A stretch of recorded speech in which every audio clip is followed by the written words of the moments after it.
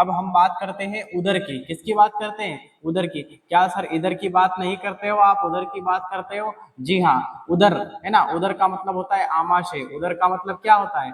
आमाशय होता है। उधर का मतलब ये नहीं कि मैं इधर उधर की बातें की बोल रहा हूँ आपको, है ना, इधर उधर की बातें की नहीं बोल रहा हूँ मैं आपको। उधर का मतलब होता है आमाशय। सीखना, जागरूकता और शिक्षा ही इस चैनल का उद्देश्य है। द इशू सर एक शिक्षक हैं जिनकी विशेषज्ञता जटिल विषयों को सरल और वस्तुनिष्ठ तरीके से मानचित्र के आधार पर समझाने में निहित है। तो हमारा जो चैप्टर चल रहा था वह चल रहा था अम्ल, क्षार और लवण, acid, base and salt. Acid, belt, base and salt. इसमें हमने देखा था कि अम्ल क्या होता है ना। अम्ल जो है वह एसिडस से बना हुआ है और जिसका स्वाद जो होता है वो खट्टा होता है। अम्ल नीले लिटमस पेपर को लाल कर देता है, मिथाइल ऑरेंज को भी लाल कर देता है। और आप सभी को यह भी पता है कि अम्ल जो है वह अम्ल की पहचान हम कैसे करते हैं? इसमें H+ आयन होता है और अम्ल अगर किसी भी धातु के साथ में अगर क्रिया करेगा तो यह हाइड्रोजन गैस रिलीज कर देगा। एक वैज्ञानिक आए हैं, अलग अलग प्रकार के, विभिन्न प्रकार के वैज्ञानिक आए हैं, विभिन्न प्रकार की परिभाषाएं दी है। उनमें से एक वैज्ञानिक है आर्हेनियस। वो कहते हैं कि अम्ल वे पदार्थ हैं जो H+ आयन देते हैं। क्या करते हैं? H+ आयन देते हैं। ब्रोस्टेड एंड लोरी आए, उन्होंने कहा कि अम्ल वे पदार्थ है जो प्रोटॉन आयन देते हैं। और फिर लुईस आते हैं और वह कहते हैं कि अम्ल वे पदार्थ हैं जो इलेक्ट्रॉन को ग्रहण करते हैं। ओके, तो ये सारी की सारी बातें हमने कल देख ली थी। और हमने यह भी देखा था कि अम्ल जो होता है, अम्ल एसिड जो होता है आपका, वह जो pH मान होता है उसका 0 से लेकर तो 7 तक होता है और 7 से लेकर 14 तक जो होता है आपका बेस होता है। हमने कल अम्लीय वर्षा के बारे में भी चर्चा की थी कि अम्लीय वर्षा क्यों होती है। जब शुद्ध जल जो होता है जिसका pH मान 7 होता है, अगर वो भाप बन के अगर ऊपर जाएगा तो वहां ऊपर टेम्परेचर थोड़ा कम होता है और यहाँ से जब वाहन चलते हैं तो प्रदूषण के कारण जितनी भी विभिन्न प्रकार की गैसें हैं वो उड़कर जब ऊपर जाएगी तो धूल के कण के रूप में वो ऊपर धूल के कण के साथ में जमा हो जाएगी। फिर यहाँ पर गैसें हैं और धूल के कण हैं और यहाँ पर ऊपर पानी है और पानी जो है वो भाप बन के गया है। यहाँ पर संघनन होकर जब पानी गिरेगा तो ये धूल के कण को भी साथ में लेके आ जाएगा। तो शुद्ध जल का pH मान उस समय पर 7 था और यहाँ पर आते आते pH मान कितना हो जाएगा इसका? 5.5 हो जाएगा। और जैसे अम्लीय वर्षा हो जाएगी इसकी, क्योंकि pH मान क्या हो रहा है? pH मान घट रहा है। ओके, चलिए सभी साथी आ जाइए यहाँ पर और हम करते हैं उसके बाद में स्टार्ट। आज हम देखेंगे यहाँ पर कि जो आपके जो अम्ल होते हैं, आपके जो अम्ल होते हैं किस जैसे कि आपके टमाटर में कौन सा अम्ल है, जैसे आपके लैक्टिक, जैसे दूध में कौन सा अम्ल है, दही में कौन सा अम्ल है, ये अम्ल यहाँ से क्वेश्चन पूछे जाते हैं, ठीक है ना। तो अम्ल अपन देखेंगे किसमें कौन सा अम्ल है ना, किसमें कौन सा अम्ल है ना। ये देखेंगे हम कि किस पदार्थ में कौन सा अम्ल है।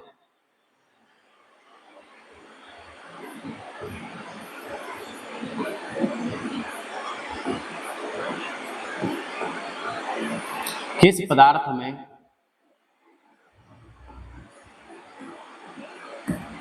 कौन सा अम्ल है, अम्ल है, किस पदार्थ में कौन सा अम्ल है।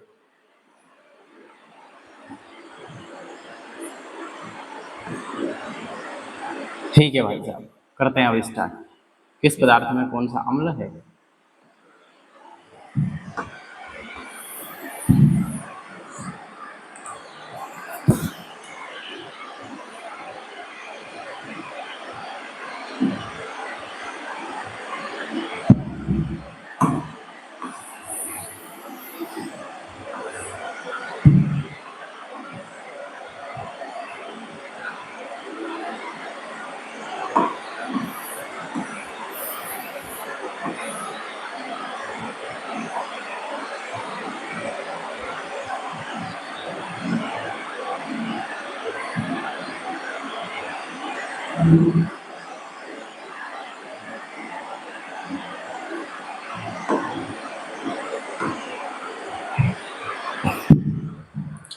सबसे पहले हम देखते हैं नंबर 1, नंबर 1 नींबू और नारंगी।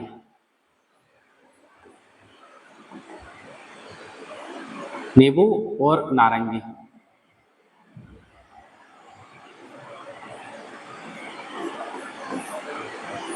आपने नींबू खाया है?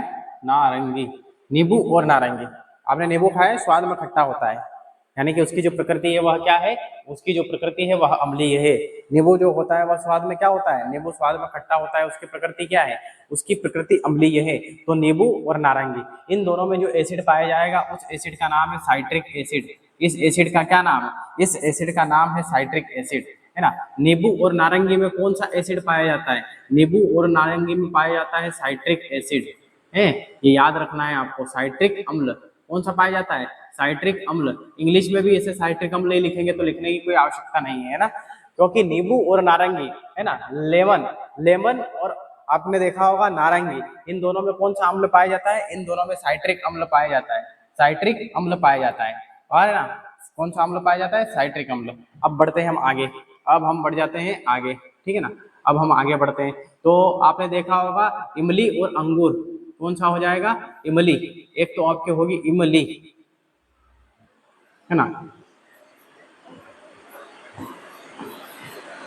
इमली और अंगूर, इमली और अंगूर, इमली और अंगूर, इसमें कौन सा पाया जाएगा, इमली और अंगूर में, इमली और अंगूर में पाया जाएगा आपका टार्ट्रिक अम्ल। कौन सा पाया जाएगा, टार्ट्रिक, टार्ट्रिक, टार्ट्रिक अम्ल, क्या पाया जाएगा, टार्ट्रिक अम्ल पाया जाएगा। आगे बढ़ते हैं, है ना, नींबू और नारंगी में साइट्रिक, इमली और अंगूर में टार्ट्रिक। नंबर 3 पर देखते हैं दूध और दही, दूध और दही। एक तो आपका रहेगा दूध, है ना, और एक रहेगा आपका दही।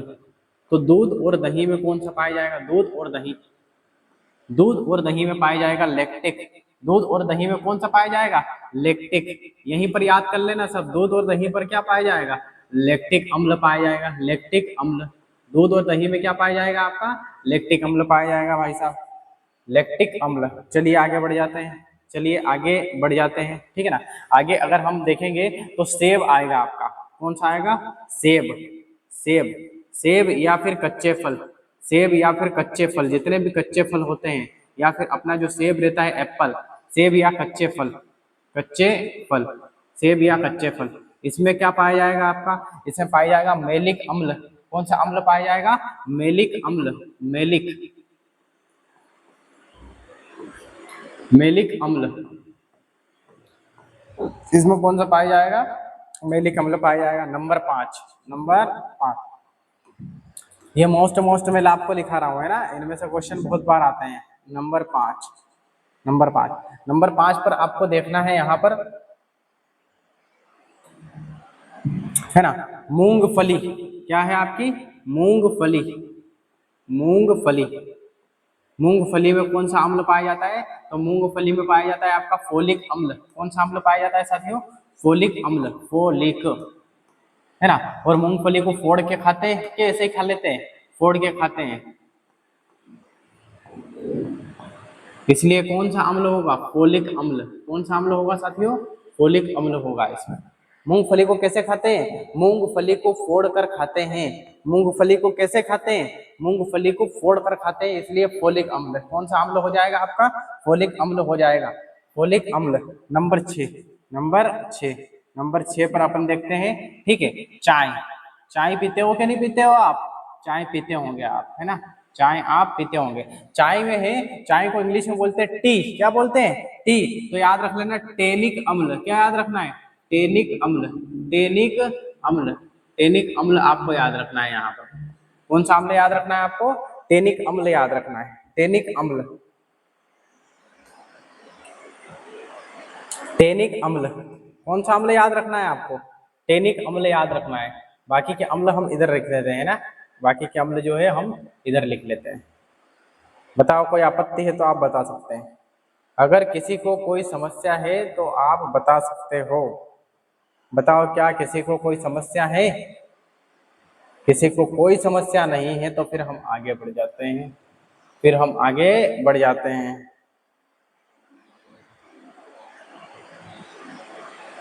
ये लीजिए भाई साहब, बाकी की जो है वो हम इधर लिखते हैं, है ना। आगे करते हैं स्टार्ट, 7 से स्टार्ट करते हैं, कहाँ से स्टार्ट करते हैं, 7 से, 7, 7, है ना। आपने ये तो देख लिया है कि नींबू और नारंगी में साइट्रिक अम्ल, इमली और अंगूर में टार्ट्रिक अम्ल, दूध और दही में लैक्टिक अम्ल, सेब कच्चे फल में मेलिक अम्ल, मूंगफली में फोलिक अम्ल और चाय में आपका टेनिक अम्ल। अब हम बात करते हैं उदर की। किसकी बात करते हैं? उदर की। क्या सर इधर की बात नहीं करते हो आप, उधर की बात करते हो? जी हाँ, उदर है ना। उदर का मतलब होता है आमाशय। उदर का मतलब क्या होता है? आमाशय होता है। उधर का मतलब ये नहीं कि मैं इधर उधर की बातें की बोल रहा हूँ आपको, है ना, इधर उधर की बातें की नहीं बोल रहा हूँ मैं आपको। उधर का मतलब होता है आमाशय यानी कि पेट, और पेट में जो अम्ल पाया जाता है उस अम्ल का नाम है हाइड्रोक्लोरिक अम्ल। कौन सा अम्ल हो जाएगा बच्चों? हाइड्रोक्लोरिक अम्ल हो जाएगा, है ना। इसमें कौन सा अम्ल पाया जाता है?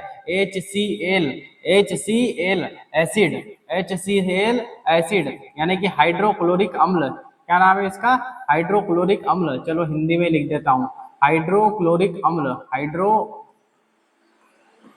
इंग्लिश में भी ऐसे ही लिखेंगे हम इसको, है हाइड्रोक्लोरिक, हाइड्रोक्लोरिक अम्ल, हाइड्रोक्लोरिक अम्ल। बताओ बताओ, पेट में कौन सा होगा? हाइड्रोक्लोरिक अम्ल होगा, हाइड्रोक्लोरिक अम्ल होगा, हाइड्रोक्लोरिक अम्ल होगा। ठीक है, चलो आगे बढ़ते हैं। सोडा वाटर में कौन सा होगा? सोडा वाटर में, अरे आप खाना वाना खाने के बाद में सोडा वाटर पीते हो कि नहीं पीते हो? पीते हो? ठीक है, पीते हो तो अच्छी बात है। Soda water, soda water, soda water, soda water. Soda water में आपका कौन सा अम्ल होगा? सोडा वाटर में आपका कौन सा अम्ल होगा? कार्बनिक अम्ल। कौन सा अम्ल होगा?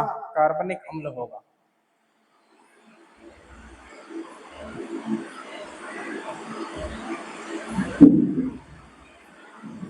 कार्बनिक अम्ल।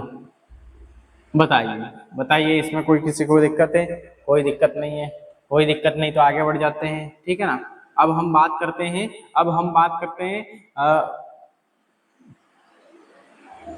हरी घास की। किसकी बात करते हैं? हरी घास, हरी घास। हरी घास में कौन सा पाया जाता है? हरी घास और पत्तियां, और पत्तियां, हरी घास और पत्तियां। हरी घास और पत्तियां में कौन सा पाया जाता है आपका? तो हरी घास और पत्तियों में जो भी एसिड पाया जाता है आपका, वह कौन सा एसिड होगा? वह बेंजोइक एसिड होगा। वह कौन सा एसिड होगा? वह बेंजोइक एसिड होगा। बेंजोइक, बेंजोइक अम्ल, बेंजोइक अम्ल होगा। कौन सा अम्ल होगा? बेंजोइक अम्ल होगा, बेंजोइक अम्ल होगा। अगला, अगला लिखते हैं, अगला, है ना। अगला अगर बात करते हैं तो अगले की, टमाटर। कौन सा? टमाटर, टमाटर, है ना। टमाटर में कौन सा अम्ल पाया जाएगा? ये सब आपको नोट डाउन करना है ना। टमाटर, टमाटर में पाया जाता है ऑक्जेलिक अम्ल। कौन सा अम्ल पाया जाएगा? ऑक्जेलिक अम्ल। कौन सा अम्ल पाया जाएगा? ऑक्जेलिक।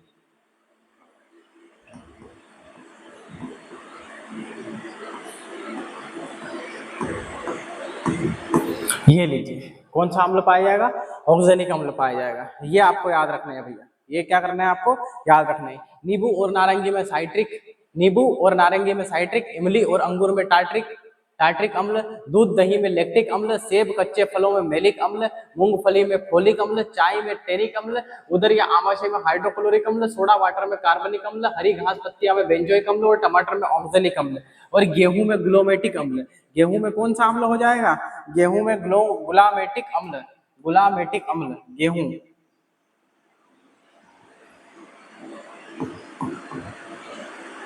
गेहूं में कौन सा अम्ल पाया जाएगा? गेहूं में पाया जाएगा ग्लूमेटिक अम्ल, ग्लूमेटिक अम्ल। कौन सा पाया जाएगा? ग्लूमेटिक अम्ल।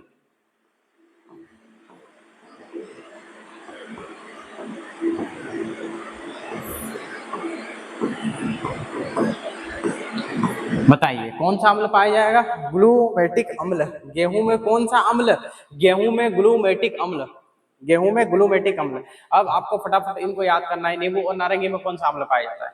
नींबू और नारंगी में कौन सा अम्ल पाया जाता है? साइट्रिक अम्ल। इमली और अंगूर में कौन सा पाया जाता है? टार्ट्रिक अम्ल। गेहूं में कौन सा पाया जाता है? ग्लूमेटिक अम्ल। दूध और दही में कौन सा पाया जाएगा? लैक्टिक अम्ल। टमाटर में कौन सा पाया जाएगा? ऑक्जेलिक अम्ल।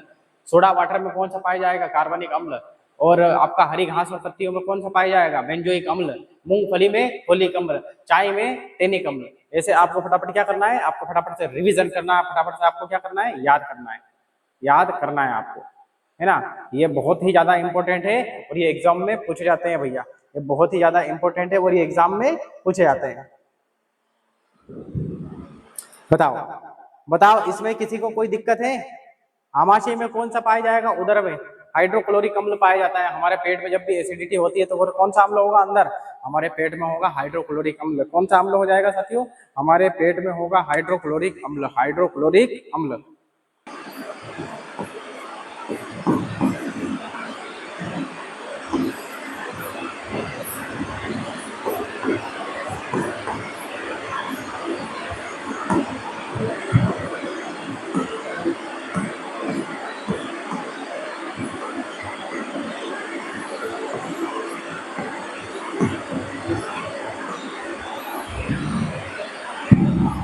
विभिन्न प्रकार के अम्लों के पीएच मान, विभिन्न प्रकार के अम्लों के पीएच मान, है ना।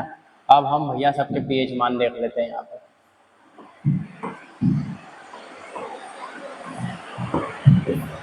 ठीक है, सबसे पहले तो हम देखेंगे नींबू का। किसका देखेंगे? नींबू। नींबू, फिर देखेंगे सिरका, नींबू सिरका, सिरका, फिर देखेंगे शराब, शराब, नींबू सिरका शराब, फिर उसके बाद में टमाटर। किसका देखेंगे? फिर उसके बाद में देखेंगे बियर। ठीक है, उसके बाद में हम देखेंगे कॉफी। किसका देखेंगे भाई साहब? Coffee, coffee. उसके बाद में हम देखेंगे मूत्र का पीएच मान। किसका देखेंगे? मूत्र का पीएच मान, मूत्र का।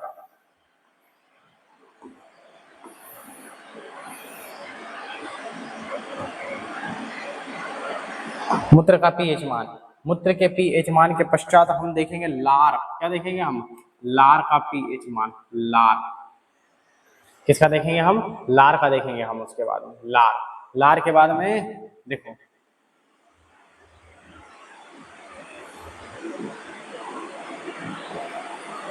मूत्र के बाद में दूध का देखेंगे, दूध के बाद में लार का देखेंगे, लार, और लार के बाद में खून का देखेंगे। नींबू का, नींबू सिरका शराब, है ना, नींबू सिरका शराब।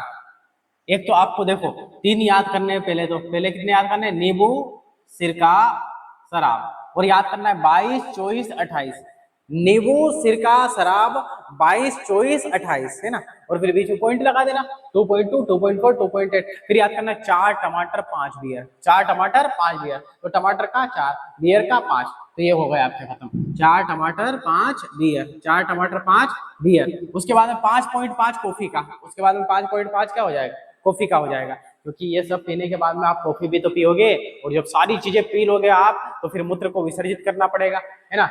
तो फिर क्या आ जाएगा? मूत्र, मूत्र का पीएच मान कितना हो जाएगा? 5.5 से 5.5 से 6.5, 6.5। उसके बाद में फिर भैया फिर तो दूध पियेंगे रात को सोते वक्त। क्या करेंगे? दूध पियेंगे, तो दूध का पीएच मान कितना हो जाएगा? 6.3। कितना होगा? 6.3। जैसे ही दूध पियेंगे लार बनेगी, जैसे दूध पियेंगे तो क्या बन जाएगी?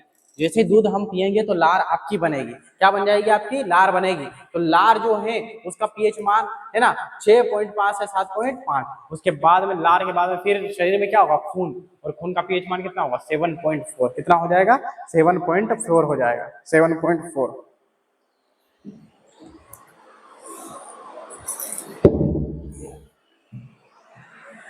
चलिए चलिए, ये तो आपको भली भांति समझ में आ चुका होगा। ये तो आपको क्या आ चुका है? भली भांति समझ में आ चुका होगा, है ना। नींबू सिरका शराब 22, 24, 28, 4 टमाटर 5 बियर, 5.5 कॉफी, 5.5 कॉफी, और 5.5 से 6.5 आपका क्या हो जाएगा? मूत्र। 6.3 आपका दूध का होगा। 6.3 कितने का होगा? दूध का होगा। 6.5 से 7.5 आपका लार का होगा। किसका हो जाएगा? लार का हो जाएगा। यहाँ पे विभिन्न प्रकार के अम्लों के प्रयोग, usage of acid.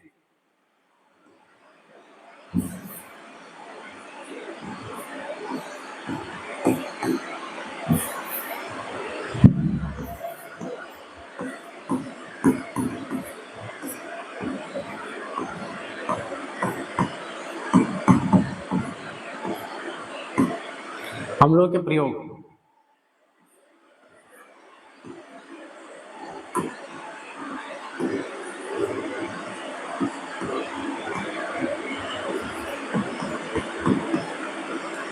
Usage of acid, acid का यूज, एसिड के यूज कहाँ पर किया जाता है, एसिड का यूज कहाँ पर किया जाता है भाई साहब?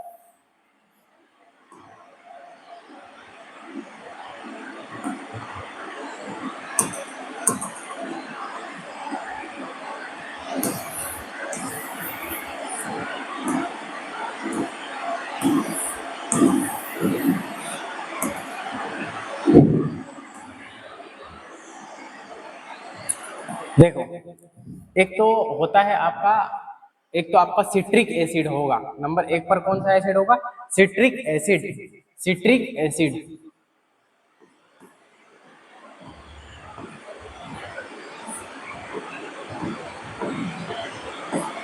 सिट्रिक अम्ल, सिट्रिक अम्ल का फॉर्मूला क्या होगा?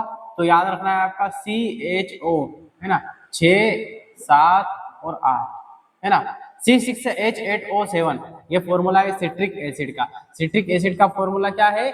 C6H8O7, ये किसका फॉर्मूला है? ये सिट्रिक एसिड का फॉर्मूला है ना, सिट्रिक एसिड का आपका ये फॉर्मूला है।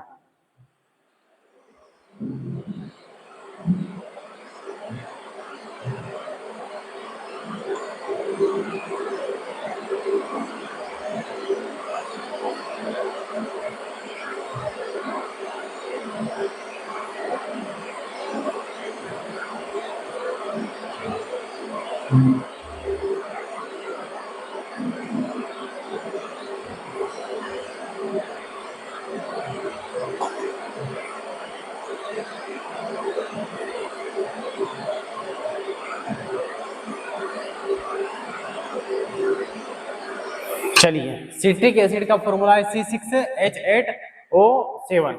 ये जो सिट्रिक अम्ल है आपको, ये नमक को चमकदार बनाने के लिए इसका प्रयोग किया जाता है। किसका प्रयोग किया जाता है? नमक को चमकदार बनाने के लिए, नमक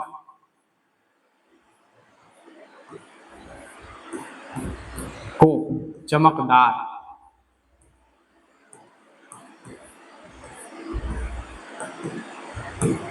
बनाने के लिए।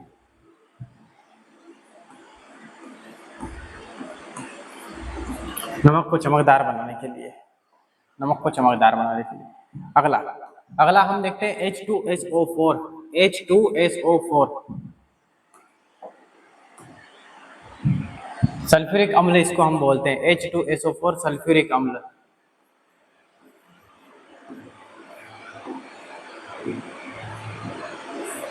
सल्फ्यूरिक अम्ल, अम्लों का राजा, सल्फ्यूरिक अम्ल H2SO4, H2SO4 सल्फ्यूरिक अम्ल। इसका प्रयोग किया जाता है बैटरियों में, बैटरी व कार में, है ना, बैटरी व कार में,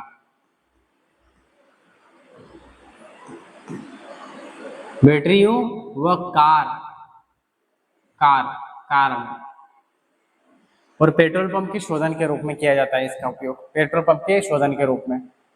अब देखिए, इसको अपन बोलेंगे अम्लों का राजा, इसको हम क्या बोलेंगे? अम्लों का राजा,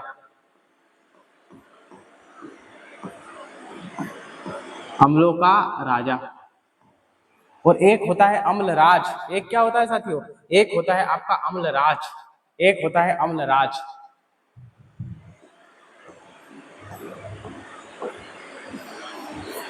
है ना।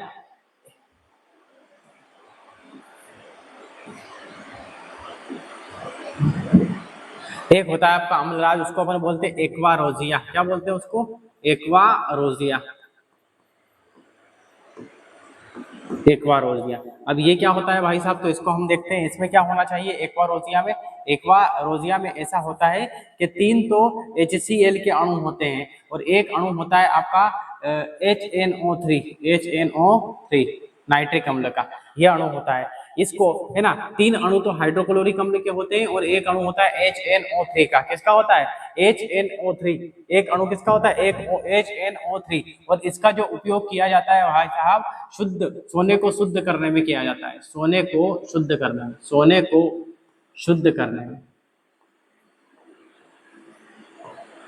शुद्ध करने में, सोने को शुद्ध करने में इसका उपयोग किया जाता है। एक्वा रोजिया का उपयोग किया जाता है। किसको शुद्ध करने में किया जाता है? सोने को शुद्ध करने में इसका उपयोग किया जाता है। एक्वा रोजिया का उपयोग किसमें किया जाता है? सोने को शुद्ध करने में, है ना। ओके, ओके, चलिए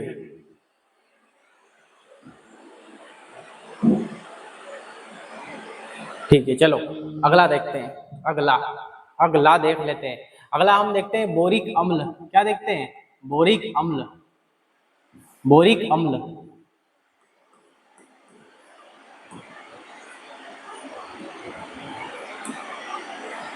बोरिक अम्ल, इसका फॉर्मूला क्या है? H3BO3।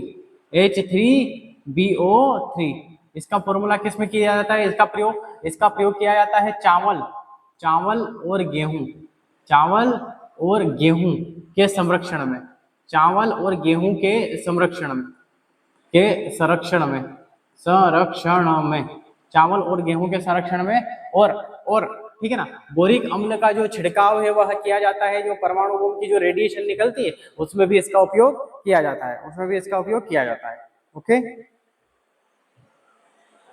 ठीक है। तो आपको ये समझ में आ चुका होगा सारा का सारा। देखो यहाँ से हमने स्टार्ट किया था ये कि अम्ल, क्षार और लवण जो है उस चैप्टर में हमने देखा था किसमें कौन सा अम्ल पाया जाता है आपका। उसके पश्चात हमने देखा था कि किसके की पीएच मान कितने होते हैं, और अम्लों के हमने क्या देख लिए यहाँ पर? प्रयोग देख लिए। अम्लों की क्या देख लिया हमने? प्रयोग देख लिए। आज की क्लास के लिए इतना ही काफी। अब हम मिलेंगे अगले एपिसोड में।